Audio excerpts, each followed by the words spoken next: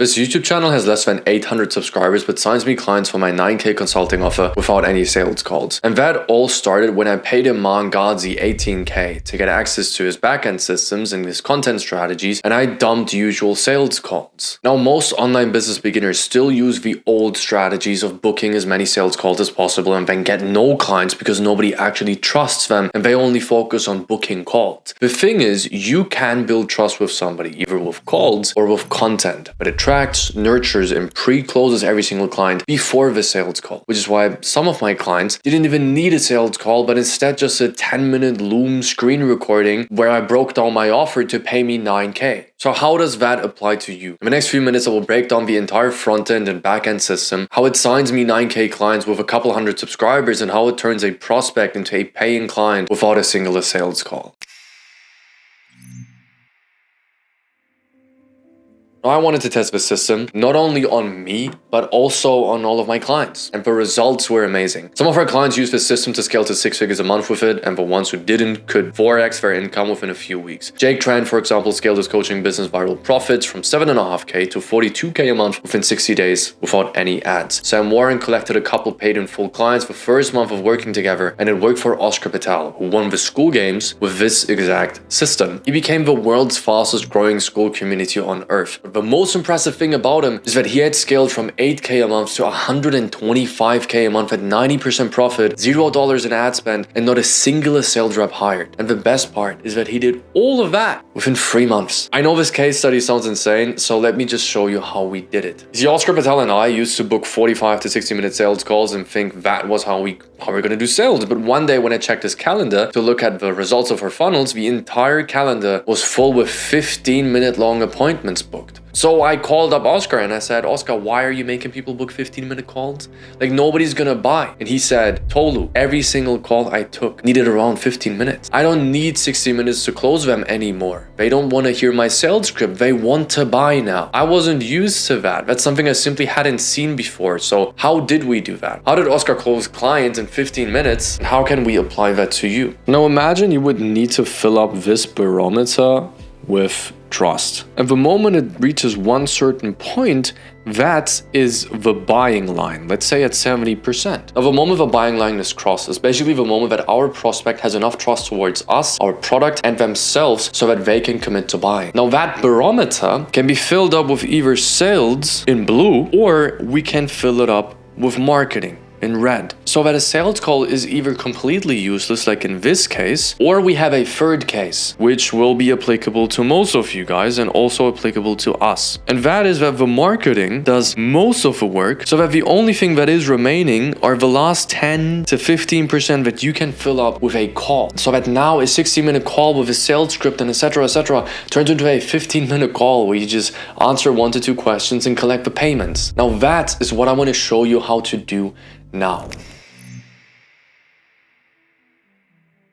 You see, achieving that can be dissected into 3 parts. These parts are making them trust you, making them trust your product, and making them trust themselves. Now, making somebody trust you comes down to 3 variables. And the first one is time. And I'm going to show you how to use it by telling you a story about cops and robbers. In August 1973, Jan Erik Olsson, a convicted criminal, walks into a bank in Stockholm. And he raises his gun to rob the bank and hold 4 hostages captive. When the police gives the hostages the opportunity to escape the bank, they refuse. It turns out that the hostages had built so much trust and such a deep connection with the bank robber Jan that they simply trusted him more than the police. This process repeats itself dozens, hundreds, if not thousands of times in history. Hostages trusting their bank robbers, victims falling in love with their kidnappers, or prostitutes falling in love with their pimps. Criminal investigator Niels Becherot coins the term the Stockholm Syndrome. He describes that people build trust towards other people due to the amount of impressions they gain of a person. That is why it is so easy for people to find friends at the gym, at school, or at work. We build most trust with people we see over and over again for hours in our day-to-day. Now, let me show you how to apply that system to your business to make your clients fall in love with you. Let me ask you a question. What do you think will build more impressions with a person? Is it a 15-second Instagram reel, a 30-minute YouTube video, or a 120-minute podcast? Of course, it is going to be the 120-minute podcast. And right after that, the 30-minute YouTube video. Short-form content is amazing to grow your audience, don't get me wrong. I myself have more than 100,000 followers on one of my brands and another 300k on my second brand. All built via short form content when I was in high school. But having another long form medium, whether it is YouTube, tutorials, long podcast sessions, or even streams, are the only way somebody will buy from you. And even if you mess up everything that I'm about to teach you from this point on in the rest of this entire video, you can make a lot of people buy just via the amount of impressions you build with somebody. But if you mess this up, everything that I'm about to teach you is going to be absolutely obsolete. That is why variable 1 to make somebody trust you are impressions. But how do we take it up a notch? How do we make somebody like you even more, to the point where they don't see you as a friend, but maybe even as their mentor?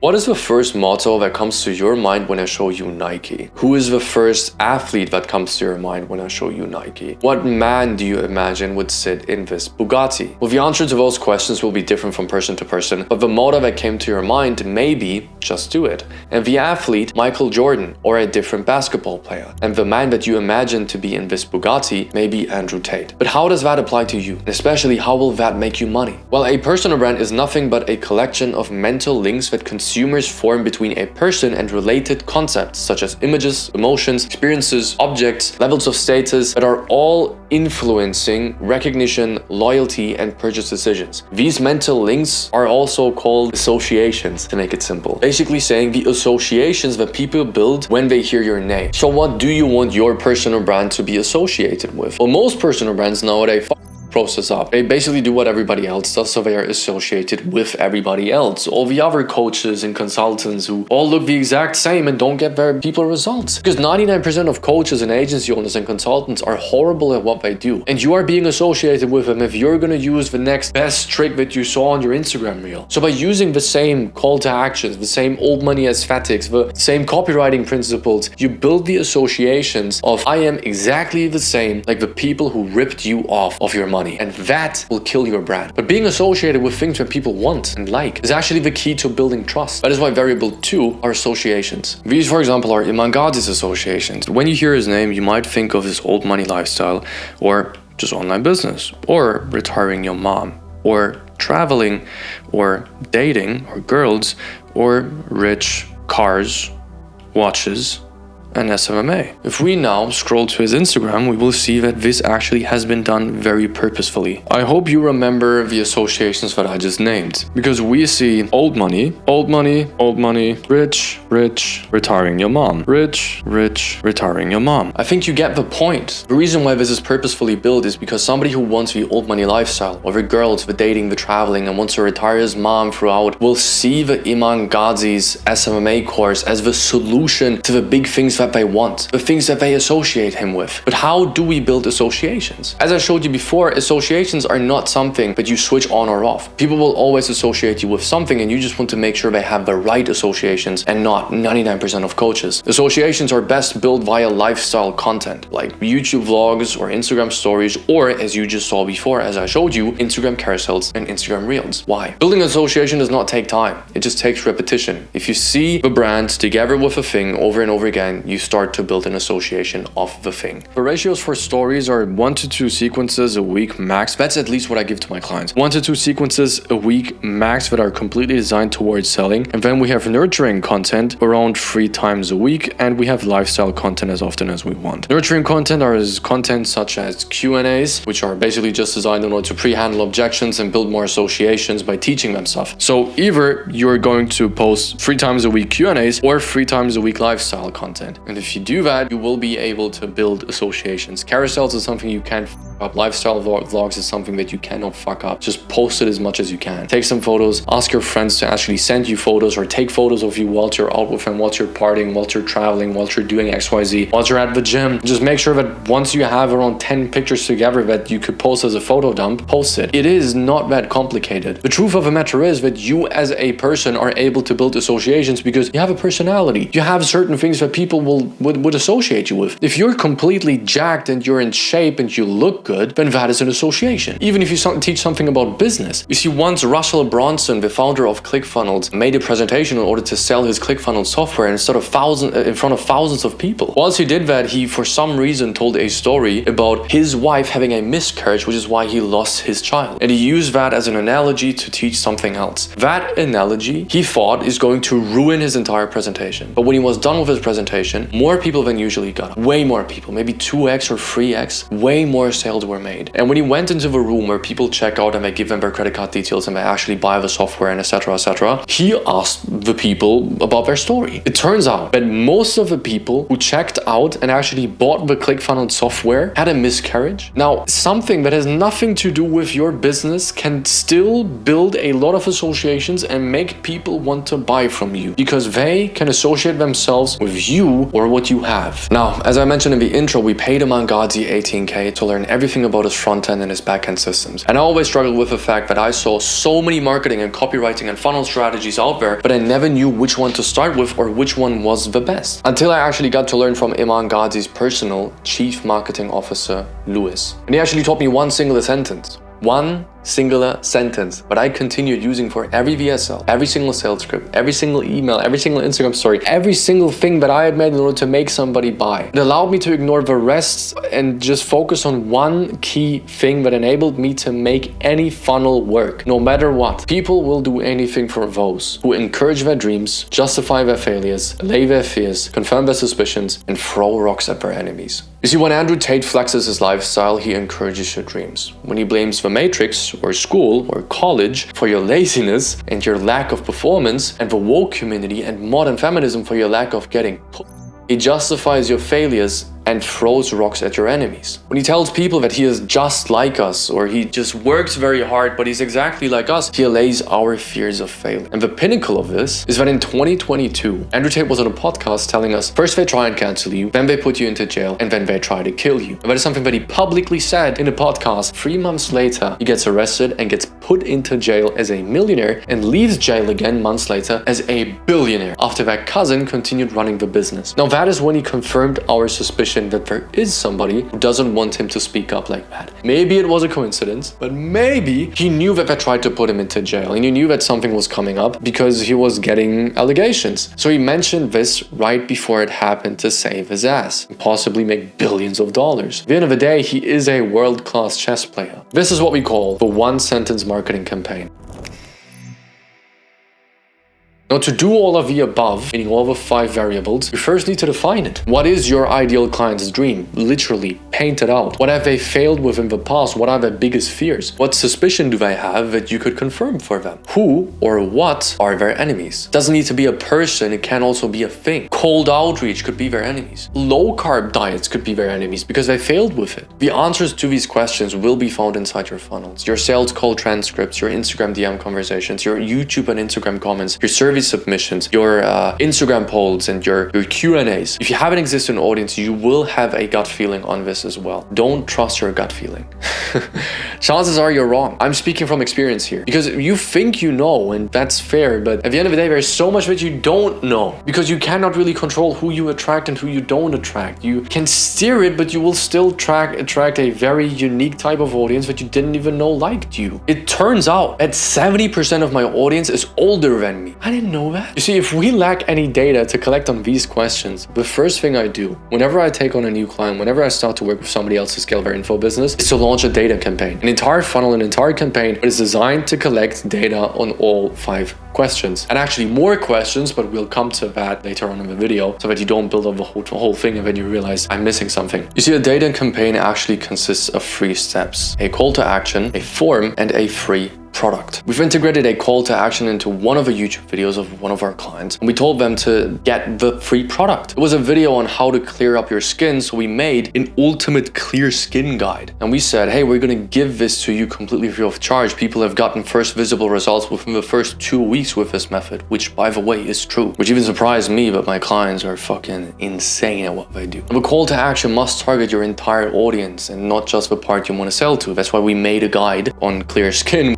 when when we made a video about Clearskin. So if you use specific language or a free product that is only interesting to one part of your audience, your data will be wrong. It will be skewed, and you can basically dump the entire thing because you're only taking the data of a portion of your audience, not of your entire audience. Even if you just want to sell to a part of your audience, because we're gonna sort through them and basically segment them later on. Your form must be able to not only collect data on all 5 questions, but also be positioned in a way that their alarms don't go off so they don't fake their answers as well. This, for example, is the data campaign that we launched. If you look at it, it's very simple. The headline is, here's the thing that you wanted. The sub-headline is, here's the benefit of the thing that you wanted. And then you have a picture of the thing that they wanted. And then they have a button to get the thing that they wanted. And they just put in their email address and the data on the thing that they wanted. And you just move on. And within this form, they will answer all of the questions that you need to have answered in order to answer all 5 questions. Now, if you're looking for a template for such a data campaign, from what free product to build to how to promote it and what questions to ask in the forums to collect data without making people suspicious or looking salesy, but still answering all 5 questions and more, but there's only one of 50 plus frameworks and templates of VSLs, funnels, campaigns, launches, DM and Loom scripts I give to all of my clients at Audiencia. If you want to have more information on how to join, I'll tell my editor to leave a link as the first link in the description. Once you click on that link, you'll be led to my DMs where you can text me start and I'll come back to you once I check my Instagram again. There's no automation. I'll be the one talking to you myself. And once you have answered all of these 5 questions, it is time to use these answers inside your copy. Every webinar, every funnel, every VSL, every Instagram story, every email, every WhatsApp message you send, every Instagram DM you send. The way I write VSLs is that I'll write the first draft, then delete what isn't necessary, then simplify it until even a 10-year-old can understand it, and then go over the script, checking for all 5 questions. You must understand one thing before we start. You are doing this. You are using all 5 questions. You have used all 5 questions. You've used the 1-sentence marketing and campaign before in your life before. If you've scripted any video in your life, you have. The problem is everyone is using it. They just don't know. They just don't put it in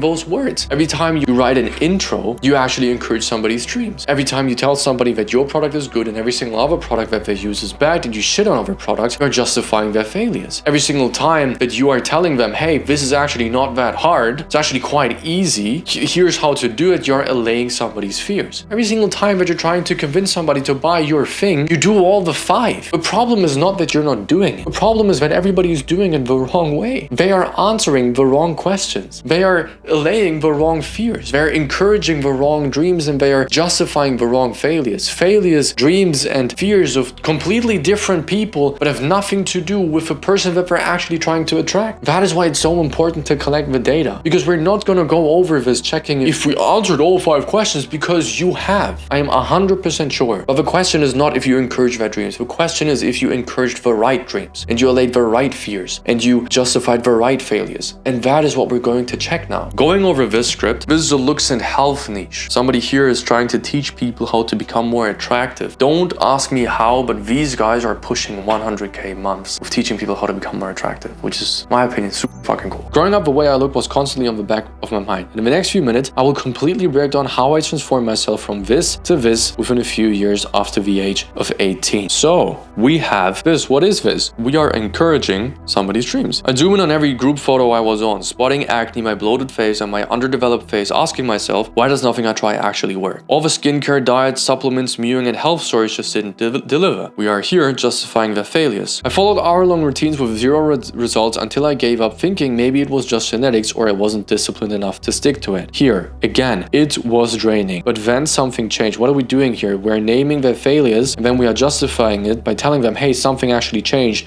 when I tried something new. What are we doing as well? We're actually telling them, hey, I was in the same situation. I was afraid that I just wasn't disciplined enough, or it were just my genetics. So it's not only failures, but it's also their fears. And what are we doing here? We're telling them things changed when I did XYZ. Again, we're allaying their fears, which is great. We're identifying what we're doing here. Fears, failures, dreams, suspicions, or enemies. What are we doing here as well? All the skincare, diet, supplements, mewing, and health stories just didn't deliver.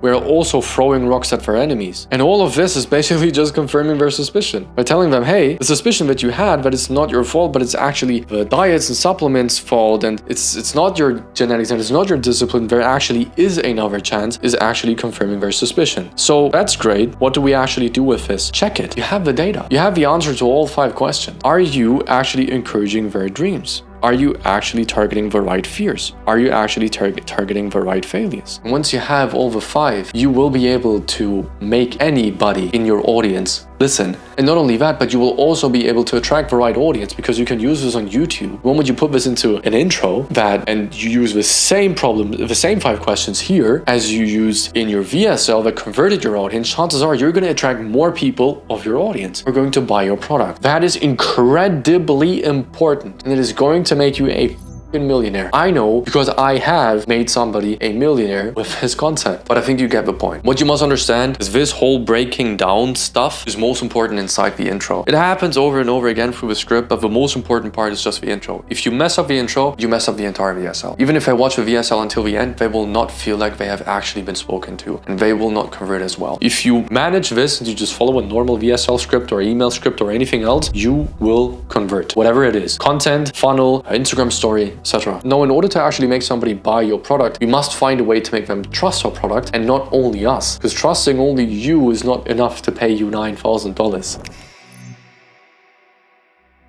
Now, I would love to give you some complicated framework that I can sell you for this, but in order to make somebody buy your product, you need to pre-handle every objection that somebody has about your product. That objection is what we call a domain-based objection. It's important because we have different types of objections, and we're going to get to the next ones later on. Now, the way to find the domain-based objections that you need to handle instead of just guessing is actually determined by the way you build your funnels. If you get people from your content inside your funnel, people will obviously either close or not close. If these people either close or not close, you always get data. Either you get data on what about the product made them buy, if they did buy, or what about the product prevented them from buying, right? Is the problem about the product that the offer is not good enough, that they would like to have an AI, that they don't like to work with AI? Is the product that they don't want to have a course that is too long, but they actually want to have one-on-one coaching? Is the problem that they lack anything inside the product? That is what you need to find out. Well, the way to find that out is either through sales call transcripts, Instagram conversations, YouTube and Instagram comments, survey submissions, Instagram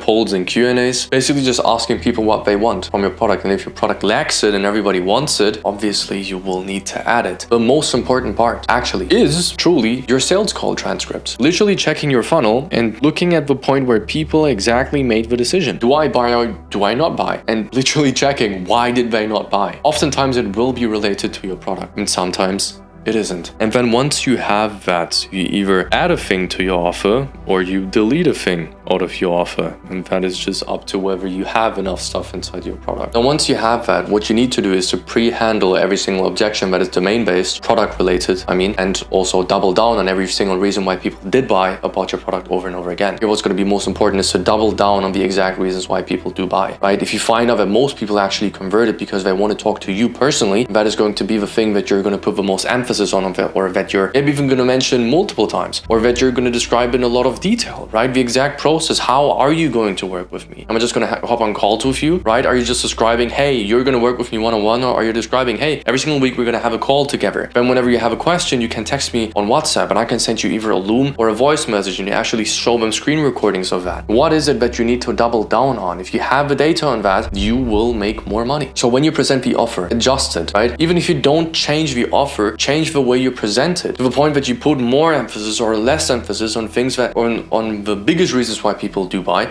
and the biggest reasons why people don't buy. Now, the next step is to make somebody trust in themselves. It is crucial because even if you have the best business model or funnel or diet plan or solution, if I think I fundamentally lack the discipline to execute on your diet plan, I will not pay $9K for it. Making somebody trust themselves is actually the exact same process as making somebody trust the product. The only difference is that we pre-handle every internal and external objection of somebody. You see, an internal objection basically means that somebody has the belief that they are internally flawed, and that is why they won't get results with your product. I cannot build muscle like you because I have bad genetics. I cannot lose weight like you because I have bad metabolism. I can't get to 10K a month with your business model because I lack discipline. I am internally flawed. I am different different than them. That is the most common objection is I'm different. This doesn't apply to me. An external objection means that somebody has a belief that an external force is preventing them from getting results with your product. I can't lose weight because I don't have time to cook for myself because I have 4 children. I cannot start your business model because I lack upfront capital to invest into it. So pre-handling an internal and external objection is again the exact same thing. When you present the result, the exact same process that I just showed you of basically just collecting reasons of why people did buy and why people didn't buy is basically what you're going to do. But this time you're not going to collect very domain-based objections, but you're just going to collect very internal and external objections. That again will be inside your recordings, inside your comments, right? If you present your business model in a YouTube video and most of the comments are the same, I don't have upfront capital to invest, I cannot start with this, what am I supposed to do? Well, then chances are that is going to be the most common objection. Work with what you have. The highest upper echelon stuff that you can use in order to collect data is a sales call transcript. The exact moment where people makes a decision, where a person makes a decision on whether they do buy or don't buy. Now here's the thing, though the second best way to get that data is through, again, a data campaign. But this time, you ask them what held them back from achieving that thing on their own. Was it time? Was it distraction? Was it a lack of knowledge? Was it their metabolism, their genetics? Whatever it may be. Now, once we have that data, what do we actually do? Well, this is actually the most important part, which is we integrate that into our results. Now, the way that we handle objections is that we show them results of people who are similar than them, and then we explain to them that they have had the same results that they want to have despite having the same conditions that they have. Let me name you an example. At first, I myself chalked it up to the fact that I may just have good genetics or I was lucky, but then I taught it to Pascal, who texted me his appearance was unchangeable. It was genetic, right? An internal objection, genetics. He didn't even have the time in a day nor motivation to commit to any routine for more than a week. External objection, right? I don't have enough time, I don't have enough discipline, I don't have enough motivation. Well, a few months down the line, he changed completely his hair, his eye area, his jaw and cheekbones. He became a new person, absolutely magnetic. What are we doing here? We're taking the most common internal and external objections whenever we do this, right? Not only VSLs, I'm just using a VSL because it's a very simple example where I can apply all of it at one thing and I just need one document. But whenever you write copy, handle objections not by telling them, oh, but it's actually really complicated. Here's the exact reason why your objection makes no sense. No, show them people who have had the exact same results. Show them the screenshots of a WhatsApp chat of them saying the exact same thing that they are saying or thinking right now. Literally copy the inner conversation that they have in their mind right now and paste it into your script and then tell them this person had the exact same conversation with themselves, got these results, and move on. Now, coming back to the trust barometer, we're basically at a point where we have built so much trust with a person that they would quite literally buy our product if we sent them a handwritten letter to their doorstep with an invoice. They would genuinely pay it. We are that far, but client A may have bought 4 products similar to yours and all of them were great. He won't struggle to pay again with maybe only 40% of trust built, right? Now, client B, on the other hand, has bought a product like yours before and has been deeply disappointed and ever since struggled to trust any offer similar to that one, including yours. He then would only buy at, for example,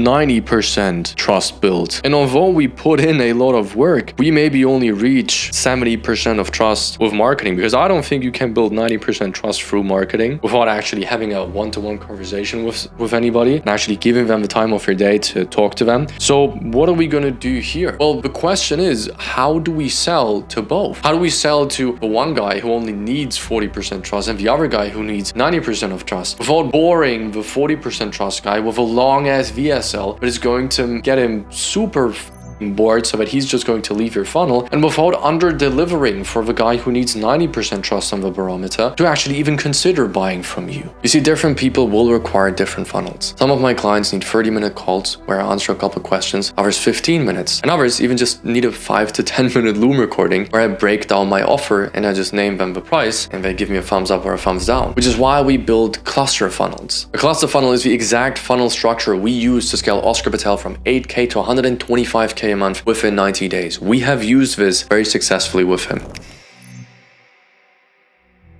The cluster funnel is quite simple. It's the exact funnel that we use. Now that we have built 70% trust, you can use anything to make money. Webinars, ads, whatever. We use a combination of, we have Instagram DMs, YouTube, YouTube VSLs, a YouTube case study interview, and Instagram stories. These are going to be the 5 variables that we use constantly in order to make somebody buy. Either we take them from our Instagram DMs directly to send them a Loom recording, give them a high-level breakdown of the features or the offer and the results that you've had and the results that you can get them, and then just name the price on the Loom. And then they either buy the high ticket or they don't. That is dependent on how much trust you have built, and you just gotta test it, and if it works, great. If it doesn't work, then just do number 2, which is to use the Instagram DMs, your YouTube videos, your YouTube VSLs, your YouTube case study interviews, and your Instagram stories to funnel them into 2 different funnels. Either you funnel them into a call, which you will try to shorten as much as you can until you get to 30 to 15 minutes, and then you just try to get them into the high ticket, just like every other funnel. But you just try to reduce the amount of calls by collecting data or the duration of the calls and doing the exact process that I just explained and realizing, hey, these people have no objections left. They have no problems left. They want to buy. Second thing is to get them into a low ticket community. As we said before, there will be people who are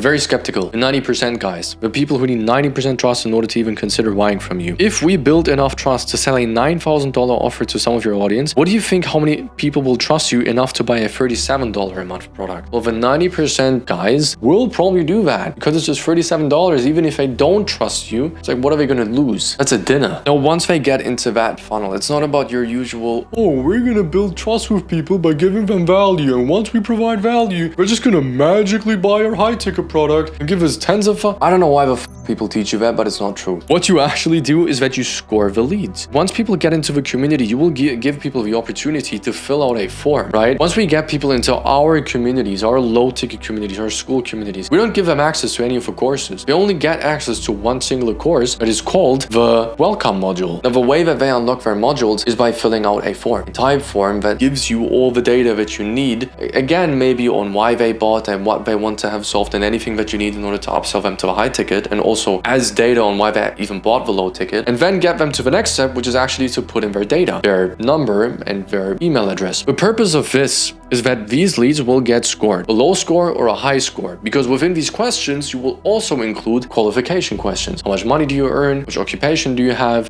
Which age are you? Etc, etc, etc. Whatever you need in order to actually qualify your leads. When it's business, you can be very straight up front. How much money do you earn? When it's fitness, you may ask them their occupation. If they have a low score, keep them as continuous income with events, welcome modules, a design, a great design, and upgrading modules, for example, inside your community. If you stay for 60 days, you get an extra module on this topic. Now, if people have a high score or they do fulfill all the criteria to become your client, you send them a WhatsApp voice memo, or your setter does that. Hey, name, etc. Name just told me to drop you a voice memo since you just joined a product. Name is your name and product is your product name. If you ever happen to have any questions about where to go, which modules fit you best, etc., just shoot me a message, and they build relationships from here. And then exactly after every 4 weeks, you launch the high ticket with another voice memo. Whenever you launch a high ticket, you launch a webinar, you do any event, hey, name, etc. Again, I just had a look, and in the welcome form you submit, you had condition. Interesting enough, we've helped more than a dozen people get the result. Name wants to take 2 people on this month to help get them goal within 8 weeks or time frame. We'll connect you both to maybe hop on a call to see if he could help you with that. Does that sound of any interest? You just follow up, or you just remind them of the fact that you're launching a webinar and you funnel them into that, and then you upsell them that way into the high ticket. That works incredibly well. Ideally, you want to get to a point where you take 0 sales calls, or all your sales calls can be delegated to one guy who needs to answer some questions for 15 minutes and collect the payment. All you do is post content and get your clients results. If you want to build a business exactly like this and work directly with me, then click the first link in the description. Once you click on that link, you'll be led to my DMs where you can text me start, and I'll come back to you once I check my Instagram again. There's no automation. I'll be the one talking to you myself. You'll have some questions for me that I'll answer, and I'll lay out the entire roadmap for you to attract, nurture, and pre-close high-paying clients just like we do. The link is below. If you want to fill any gaps in what you just learned, seeing this whole system I just described to you be broken down by me and my client Oscar Patel in real action on real life examples might help you out. There's a private video of me and Oscar Patel breaking down the entire process from 8K a month to 125K a month on YouTube. You cannot find it publicly since I promised him I wouldn't leak his data publicly because it's simply too powerful for his competitors to see, and I don't want to leak his systems to his competitors. That is the next video you should watch from here.